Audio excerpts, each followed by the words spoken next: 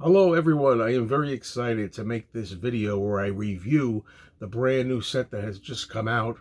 Give Me Some Truth, the Ultimate Mixes, John Lennon celebrating his 80th birthday. And there's so much I have to say about this. I have not only the 2 CD set, but I have a special 2 CD deluxe box set, and I have a 4 LP vinyl set. I have not yet played the vinyl, so this in no way will be a review of the vinyl set, but I have played the entire disc, 2 discs of the CD, okay? And I'll start by telling you that when this was first announced, this project, myself and a lot of Beatles and solo Beatles fans kind of felt like it was something that we didn't really need, and it was just something that was coming out just as a knockoff to have something to present for John's 80th birthday. And we thought to ourselves, what, another compilation? Do we really need another one of these? I've come to the conclusion that, first of all, yes, we do, because there are always new generations coming up roughly every 10 years or so. And anything that can keep John Lennon's memory alive and have John Lennon's voice out there in his music and get people interested in it is a very important thing to do. So I, for one, was really becoming interested. At first, not so much, but what we got a record store day drop. The first thing that we all heard was Instant Karma, which came out on a 45 RPM. And Instant Karma sounded so promising because John's vocals were kind of up front, and we heard a more vibrant feeling and urgency to his songs. You know, John Lennon never liked the sound of his own voice, and he had his vocals buried. He would often drown them out, put them in the background, have the instruments and the brass kind of like taking over his vocal.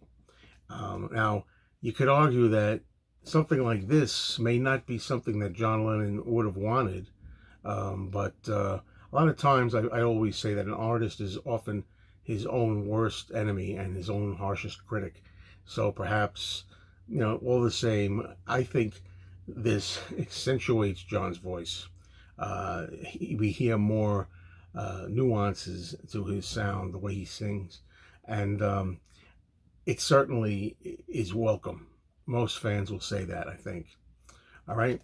Um, Now, as with any remix, there are assets and liabilities. Things that are good, things that are bad. Is this a perfect release? No. Very few releases are perfect. This is no exception, but there are a lot of good things here. Now, some of the liabilities would be that I think in some of the mixes here, if you're used to the songs the way I am, occasionally you may feel that there's certain sounds, perhaps like an instrument here, an instrument there, that are missing. You know, they're kind of lost. But other times you'll hear certain instruments and sounds brought up, hearing them more clear and sharp than ever before. And some things you might not even have ever heard. You didn't even hear them in the old mix before. And now they're finally discernible. So there's good and bad in this. For example, I noticed one thing about this set is that the drums are great.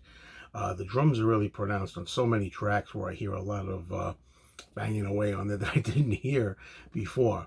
And of course, the vocals, you know, as I said, the vocals are just amazing because, let me just say before I get into some of the individual songs that I listened to this in my car. Beautiful day, beautiful weekend of, you know, the October 9th weekend.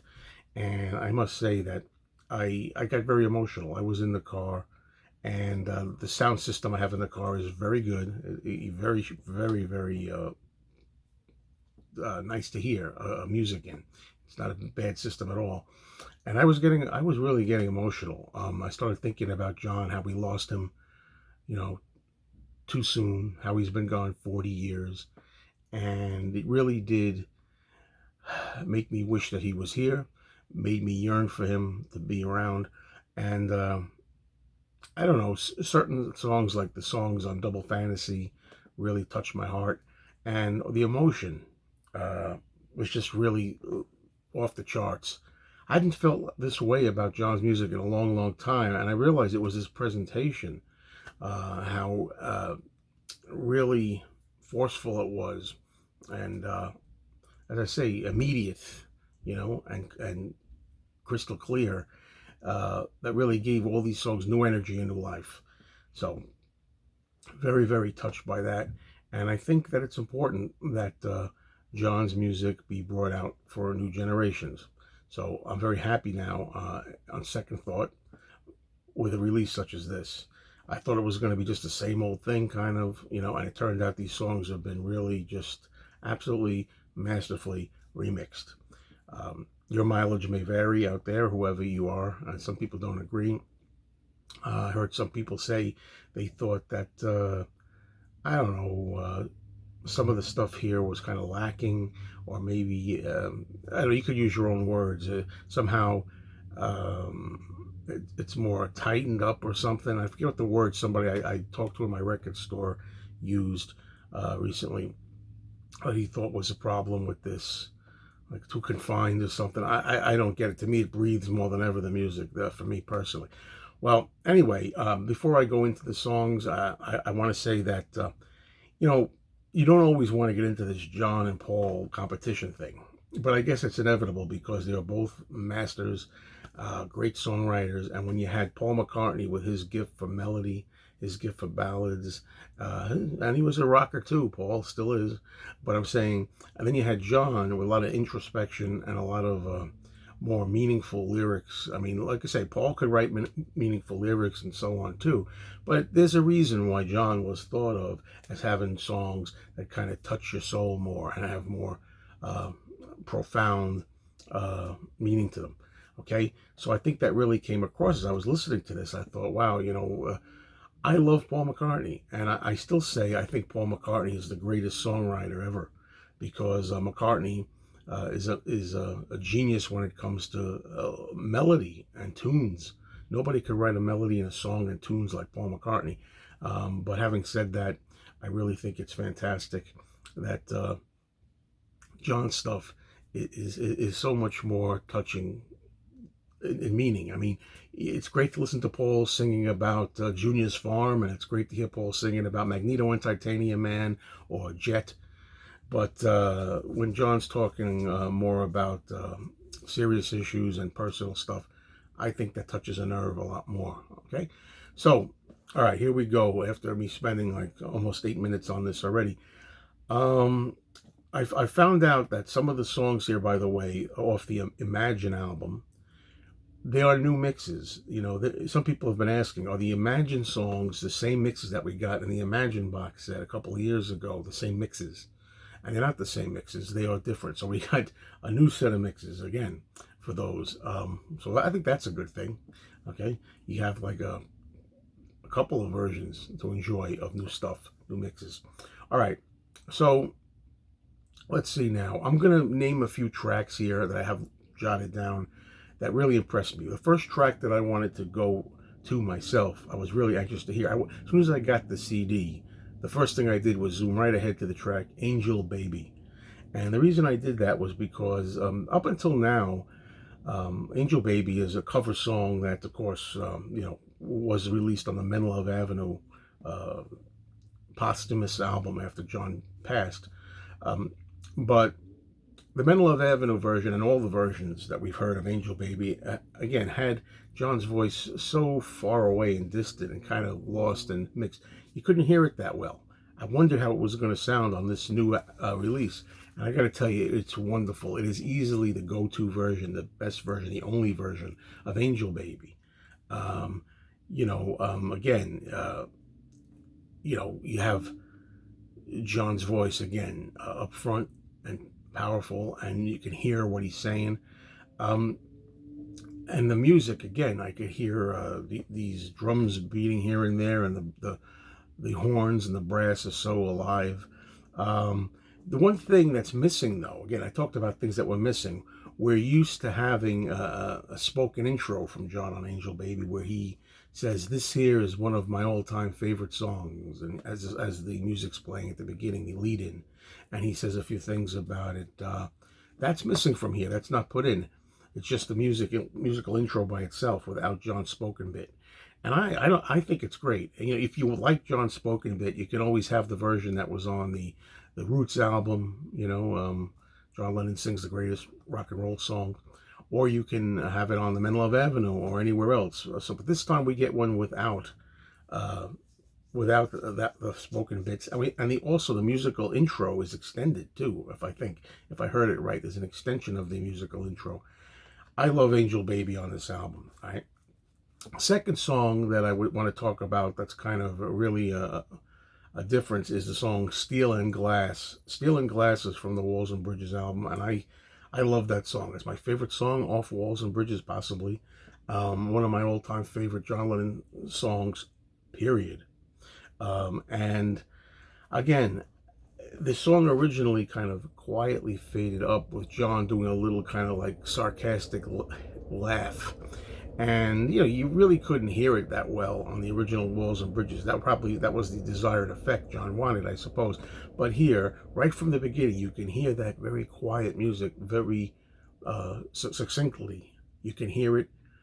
You can hear the laugh, the snide laugh. And I love that in the song. I love the kind of like bitterness and the sarcasm and snideness of this song.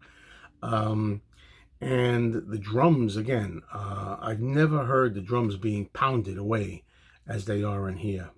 And the vocals, again, as with every track here, the vocals are so, can't think of enough descriptors for this, just so loud and upfront. Now, one thing that's crucially missing, although I still love this track as it's presented here, this mix of Steel and Glass, there are horns missing. There's some brass that goes undetected. And it was a very, very important and crucial part of the song. So it sounds in that way like a little bit of a different song. Some people may think it's a different take or a different, vocal or something. It's not. It's the same vocal. It's just clearer and more upfront. And but without that kind of brass sound to accentuate some of the bits, I feel like we're losing something. But I think I'll grow to like this version in that regard too. As I say, the original you always have with all the horns intact and everything. But what makes it so special, though, as I say, the clarity of John's voice, the urgency of his voice, and just how clean and fresh it sounds. So I enjoyed it, even though it was different. All right, next I want to talk about Grow Old With Me. Grow Old With Me was from the Milk and Honey album. It's a demo that John did. It was very crude, always been very crude because there's not a really clean master recording of this. However, this particular version here I think is the best, and from what I can discern, it might be a hybrid. It might be a combination of the demo that we already know from Milk and Honey and maybe another demo, maybe two demos put together. But what really makes this stand out, alongside from the fact that John's voice is much better heard here for a demo tape, George Martin's wonderful score really complements the song. We had this version with the score already released on a John Lennon box. However, I think this is a whole new version. As I said, a hybrid of two. Let's put it this way. This Grow Old With Me here on the new Give Me Some Truth Ultimate Remixes is going to be my go-to version. Okay, my favorite version. Another track I want to talk about on this set that I think is really exciting to me is the live version of Come Together, the Beatles song. John did it, live in New York City at the 1-to-1 concert in 1972, and it was already released in 1986 on the John Lennon Live in New York City album. However, this take is a different take, and again, I can't tell if it's a hybrid or not. I think it's a completely different take. But again, the sound quality is fantastic. You already know that by now, right? But aside from the sound quality being fantastic, this version has John getting more of the words right. Okay, if you listen to the one that was released in 1986, John messed up more of the words. This one here has more accuracy, I think. So that really makes it really preferable. And there's a joking line in there I won't say. It's got the great line in there that John ad-libs one line. He's got hairy a-hole. That's funny to me. It's John's humor. I think people have said, I'm not 100% sure, this might be the evening performance of Come Together, where the one we're used to was the afternoon performance, or a combination of the two, or whatever it is, it's different and totally unique. So we have another track that's kind of unique to this set, just like Angel Baby, just like Grow Old With Me, also Come Together Live is a different. So next I want to talk about an important track remix, Whatever Gets You Through the Night, the song that John sang with Elton John. Whatever Gets You Through the Night has never been one of my favorite John Lennon songs, funny enough. I've always liked it, but I've never loved it. And I think one of the problems was, even though I've always loved Elton John, I'm an Elton John fan, I didn't like how in 1974, it seemed like John Lennon's voice was kind of like overpowered by Elton's, or maybe they were mixed together to the point where you couldn't tell John apart from Elton. I haven't heard anybody talk about it yet but me, but this new mix to my ears has John Lennon's voice rightfully more in the front and Elton doing more backup, kind of together. You can hear both men, nothing's compromised there. You still get to hear both men are singing it, but John Lennon, since it's his song, is now more up front, and it's given me a whole new appreciation for Whatever Gets You Through the Night. Now I like the song better than I did then, okay? Another one I'll talk about is Happy Christmas, War Is Over, the Christmas song that John and Yoko did. One thing you'll notice right away is the spoken intro, where Yoko says, Happy Christmas, Kyoko, to her daughter, and John says, Happy Christmas, Julian, to Julian, his son. Is now much louder. For years when I was a kid, I didn't even know what they were saying. Really, Happy Christmas. I thought originally, when I first heard it as a younger person, I thought Yoko was saying to herself, Happy Christmas, Yoko, and John saying Happy Christmas, Johnny, or something like that. You can really hear the words now. You can hear their names are Kyoko and Julian. I like it much better at the beginning of that. That stood out in my mind. I want to also talk about the track Stand By Me, the cover version from the rock and roll album. Stand By Me is perfect here. It is the best version of Stand By Me. I enjoyed the remixed album. Yoko Ono in the early 2000s remixed John's catalog and made them clearer like this. However, I think there was a real improvement here, even on Stand By Me. It's just great. I'm going to say the same things over and over again. John's voice sounds so alive. John's voice sounds so clear and discernible and crisp. I can't tell you enough how excited I was to hear these, how moving these things were, how powerful, and the energy in it. I love Stand By Me more than ever after listening to it on this new set. Okay, some other songs that are worth noting. Angela. Angela's a song from the often maligned album Sometime in New York City, which I think is an underrated album. But anyway, Angela has John and Yoko singing a duet on it together. They're singing more or less. And again, the sound quality is so beautiful. It's so much better than the way it was presented on the Sometime in New York City album. It just sounds wonderful. I will kind of quibble a little bit and say that the song I wish I would have was on this album that's missing the most is the song New York City. It's a rock song from Sometime in New York City. I really would love to see that wonderful rocker, New York City, given this treatment. I wish that was on this album instead of Angela. Or there's one song that I would take off here in its place. If I have another quibble with this, I would say they use too many songs from A Double Fantasy for John. I don't think we really need the song Dear Yoko on here. I think if I was going to eliminate one song from the set, it would be Dear Yoko. Not because it's Yoko, okay? I like Yoko, and we already have the Imagine album song, Oh Yoko. So we got one tribute to Yoko on here, Oh Yoko. Dear Yoko, I think, is a lesser track. It's not as good as Oh Yoko. And I think that we could have used New York City in place of Dear Yoko. Okay, so that's one thing. Other thoughts here, Mind Games, the song Mind Games. It is wonderful.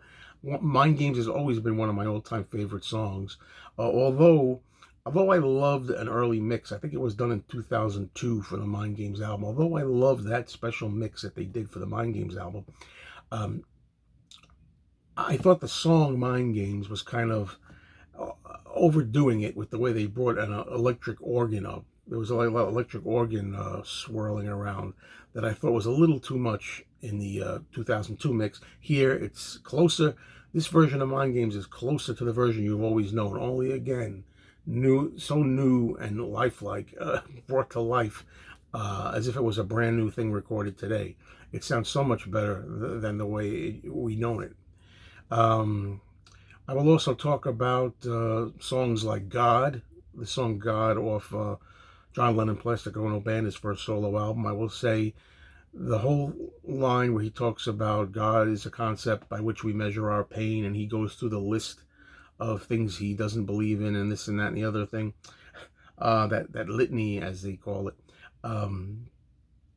Again, you could hear every syllable, you could hear every word. If there were any names you didn't know or anything he spoke, John, in the song originally that you weren't sure, he enunciates everything with clarity. The voice is very upfront and strong. Really, really an ear opener there, too. And I also loved Beautiful Boy. Beautiful Boy is a gorgeous tribute and a loving song to his son, Sean.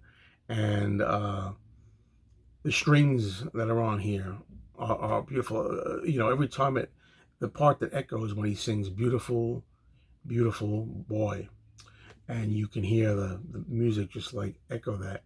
It just flowers and flourishes, brighter than ever. I noticed that about Beautiful Boy.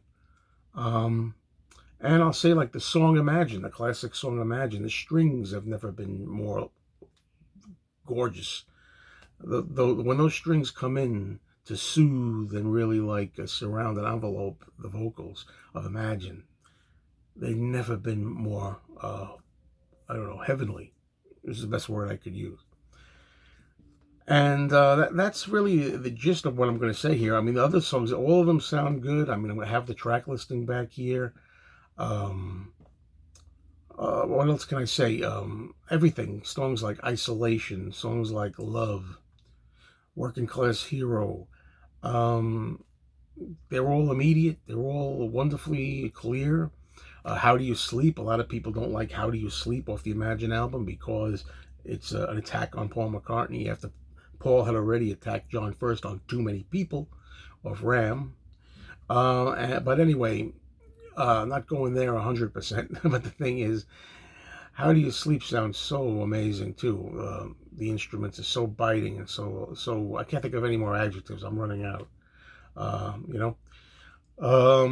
Let's see. Anything else as I go through all of these? Out the Blue from the Mind Games album. Out the Blue. I know. Even better, as I said, than they were. They were really good on that early 2000s remix that was done. This mix tops those. You want the whole Mind Games album to be done this way, like this. It's so fantastic. And I'm trying to think if there's any songs that I want to give special notice to. Well, anything, just like Starting Over. Again, you would think there's not really room for improvement on the Double Fantasy album because production-wise, it was so wonderful. And so it was so wonderfully clean and vibrant back in the day in 1980. Just like Starting Over sounds like a new song. It's so good on here. And Watching the Wheels, same thing. Every Man Has a Woman Who Loves Him is really sharp and incredible. And it's just a wonderful set all around, folks. I've taken a long time talking about this, as I knew this would be a long one. But I have to tell you, if you are on the fence about this and you're a John Lennon fan, a real John Lennon fan, a true fan, you have to get out there and get this because it's not just another compilation. It's not a ripoff. It's not just a cash grab. All these words and terms you want to throw at this, you got to have this. I never expected that this album This compilation presentation would be something that would completely repaint John again as the genius that he was and the musical icon that he is forever, and make his music live on. I never got that feeling in the last couple of decades, but listening to this, John's ready, and for new generations to come. Okay, and that's what I've got to say. Thank you, everybody.